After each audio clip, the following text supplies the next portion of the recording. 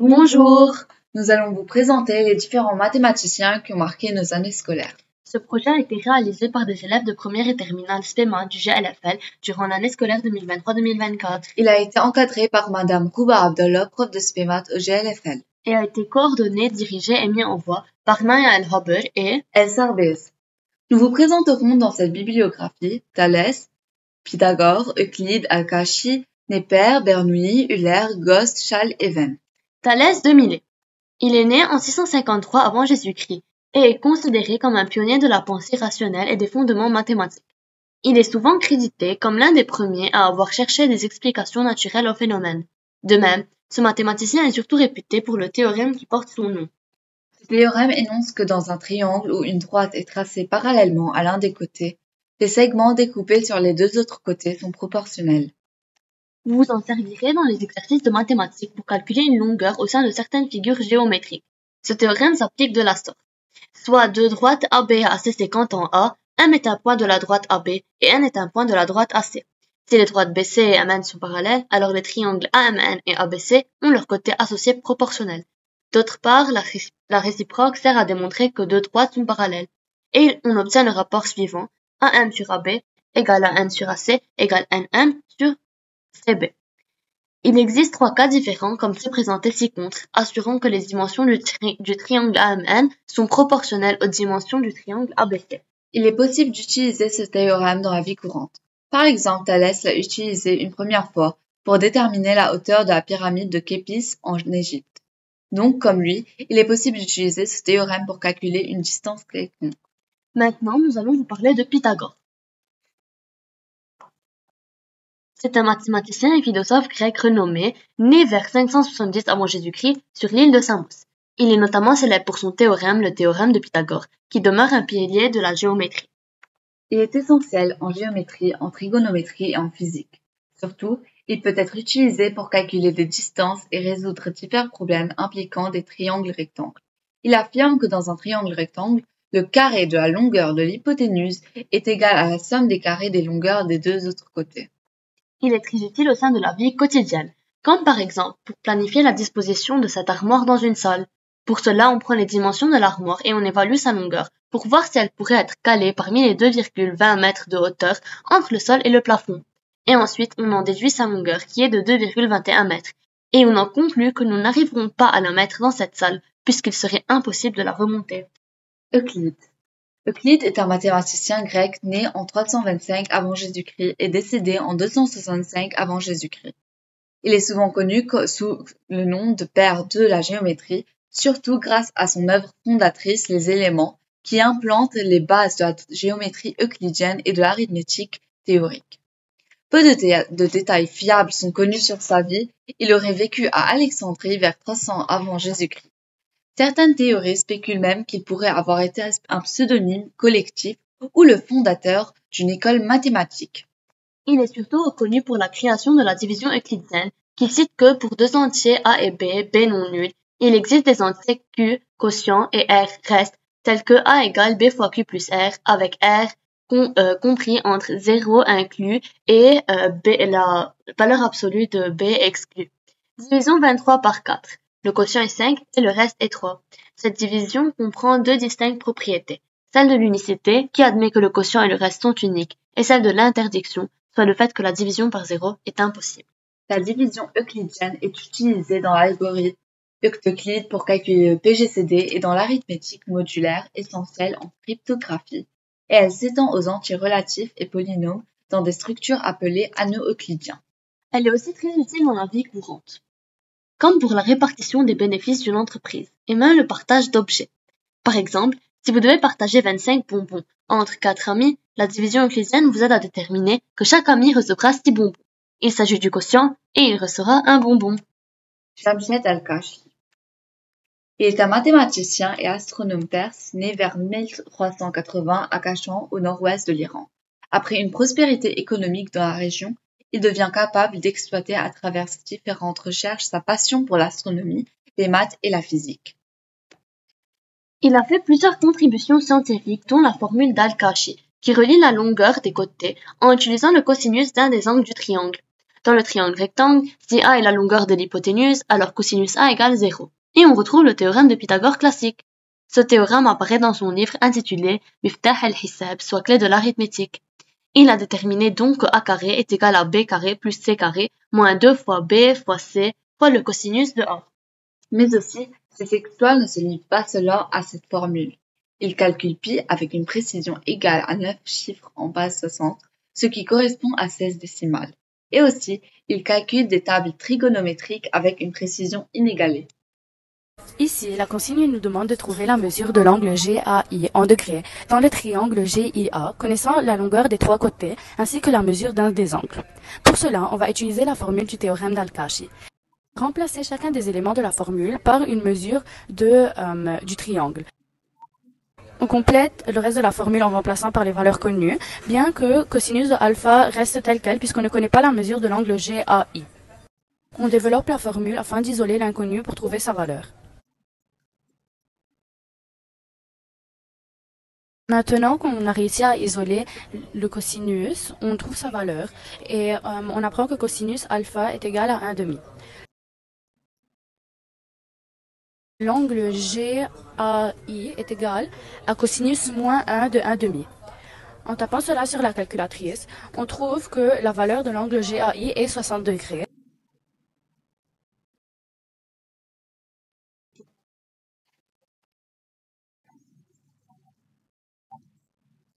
Maintenant qu'on connaît le théorème, il est temps de savoir l'appliquer. Ainsi, on considère le triangle ABC, tel que AB égale à 6, BC égale à 8, et l'angle ABC égale 60 degrés. Avec ces informations, on peut sans plus tarder appliquer le théorème d'Al-Kashi pour calculer et trouver la valeur manquante, la longueur de AC. Tout d'abord, prenons le cas général pour nous aider. En règle générale, on retrouve le théorème présenté avec le côté à calculer au carré. Cependant, cette fois, on peut faire un peu plus rapidement et directement donner sa racine carrée, étant donné quelle est la valeur qu'on recherche.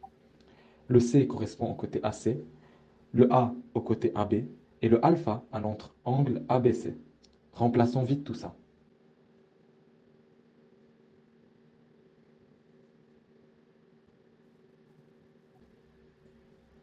Maintenant que c'est fait, on peut remplacer par leur valeur aussi.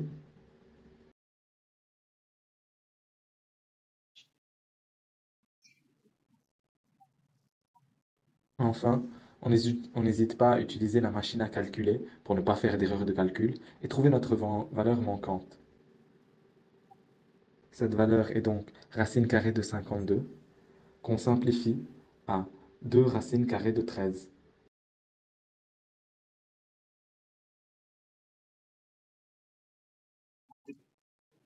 Neper. Neper, quant à lui, aussi connu sous le nom de John Napier, est un mathématicien né en 1550 et décédé en 1617. En 1610, il se prend la tête à deux mains pour déterminer comment faire pour calculer les orbites des planètes, découvertes quelques jours plus tôt par Galilée. C'est 4 ans plus tard qu'il obtient la réponse grâce à la table qu'il vient de publier et mettre au point et qui introduit les logarithmes. Les logarithmes servent à transformer les multiplications en addition, des opérations concrètement plus simples que les multiplications. Mais qu'est-ce que les logarithmes? Résoudre des équations du type y exposant k et y exposant x égale k, avec k et y des constantes et x une variable à déterminer.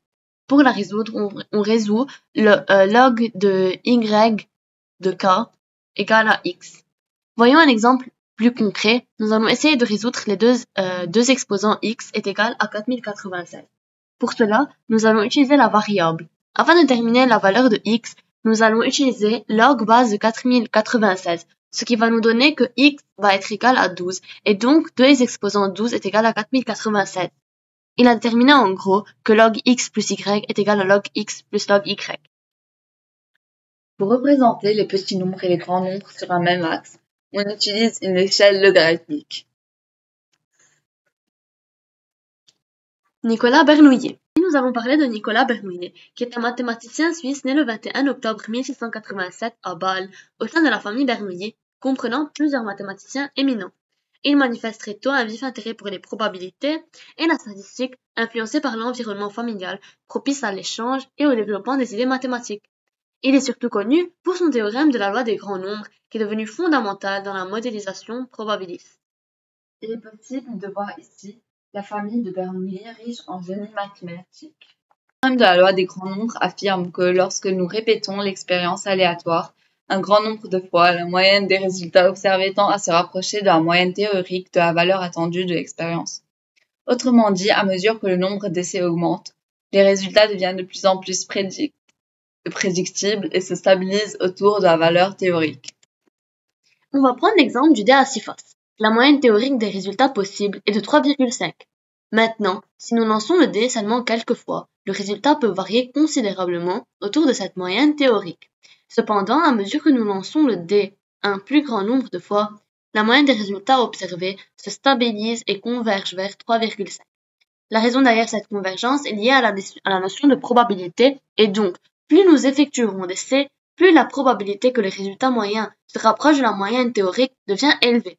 Donc la loi des grands nombres a garanti que cet écart entre les moyennes observées et la moyenne théorique diminue à mesure que le nombre d'essais augmente.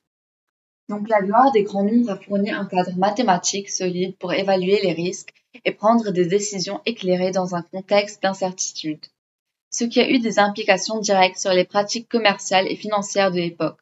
En plus de son impact direct sur la théorie des probabilités, le théorème de la loi des grands nombres a également eu des répercussions sur d'autres branches mathématiques, notamment l'analyse, la statistique et la théorie de l'information. Leonhard Euler. Il est un mathématicien et physicien suisse né en 1707 et décédé en 1783. Il a fait d'importantes découvertes et a contribué aux recherches physiques et mathématiques comme le calcul infinitésimal et à la théorie des graphes. Il a découvert l'équation qui est considérée la plus belle en mathématiques, la fonction exponentielle très utile pour la modélisation de phénomènes croissants et la valeur exacte de la somme des inverses des carrés parfaits. Il a découvert la constante AE environ égale à 2.71828. Elle est très importante dans plusieurs domaines, dont l'économie et la modélisation de phénomènes croissants de manière exponentielle, comme la propagation du Covid-19. E est définie de la façon suivante. E égale limite de 1 plus 1 sur n exposant n quand n tend vers plus l'infini. Comme exemple de cette application concrète, on retrouve le problème de la secrétaire, qui est un problème mathématique qui traite l'arrêt de l'optimal. Donc, le contexte est le suivant. Le directeur d'une compagnie est à la recherche d'une secrétaire. Il dispose d'une liste de n candidates, mais il ne connaît pas leurs compétences. Il possède un algorithme qui lui permet d'attribuer une note objective à chacune une fois qu'il les rencontre lors d'un entretien. Au cours d'un entretien, il rencontre une candidate, lui attribue une note et décide immédiatement s'il l'embauche ou pas. Une fois qu'une candidate est refusée, elle ne veut pas être reconvoquée. Notre but est donc de déterminer l'arrêt optimal, en d'autres termes, le moment où on va choisir notre candidate. Il se trouve que la solution à ce problème est de calculer le score des n sur e premières secrétaires, puis de choisir la première après ça qui est meilleure. Cette méthode n'est bien évidemment pas garantie de marcher à tous les coups, mais elle maximise les chances de prendre la bonne décision. Donc on a n sur e est égal à 1 sur e fois n, qui est environ égal à 37% de n. En d'autres termes, on parcourt 37% de la liste des secrétaires avant de prendre notre décision. Après ça, on choisit celle dont le score dépasse celui des secrétaires déjà vus. Si on n'en trouve aucune, on choisit la dernière. Carl Friedrich Gauss. Gauss est né le 30 avril 1777 à Brunswick en Allemagne. Dès son plus jeune âge, Gauss montra des signes d'un talent mathématique exceptionnel. Il y a une histoire célèbre où il corrigeait la paye de son père à l'âge de 3 ans. Le talent de Gauss fut reconnu par ses professeurs qui le recommandèrent au duc de Brunswick. Il a fréquenté le Collegium Carolinum puis l'université de Göttingen. Il a publié son premier ouvrage mathématique important à l'âge de 18 ans. Cet ouvrage a fait de lui une figure éminente de la communauté mathématique. L'anecdote la plus célèbre concernant Gauss est sa découverte de la somme des entiers naturels à l'âge de 10 ans. Il était assis en classe lorsque son professeur a demandé aux élèves de calculer la somme des nombres entiers de 1 à 100. Frustré par la tâche fastidieuse d'additionner chaque nombre individuellement, Gauss aurait trouvé une solution bien plus rapide. Il aurait réalisé que la somme des nombres pourrait être obtenue en multipliant la moyenne des termes, donc 50, par le nombre total des termes, qui est 100. Sa méthode lui aurait permis d'écrire la réponse rapidement sur son ardoise, laissant ses camarades et son professeur stupéfaits par sa rapidité et son ingéniosité. Donc, pour procéder à la somme de Gauss, on a Sn, la somme des entiers de 1 jusqu'à n. Il a aussi fait le trajet inverse. Ensuite, il a additionné les deux pour obtenir la somme de n plus 1 n fois, et pour obtenir une seule somme, il a divisé le tout par 2. On obtient alors n fois n plus 1 divisé par 2. Ainsi, pour calculer mentalement la somme des nombres de 1 à 1000, nous faisons 1000 fois 1000 plus 1 sur 2 égale à 1000 fois 1001 sur 2 égale à 500 500. Cette technique peut être utilisée au quotidien comme pour résoudre une variété de problèmes concrets. Des entreprises trouvent la somme des suites pour estimer les coûts ou les revenus. La somme d'une suite arithmétique permet même de calculer le tarif d'un trajet en taxi. Schall. Michel Schall est né le 15 novembre 1793 à Épernay et il est décédé le 18 décembre 1880 à Paris.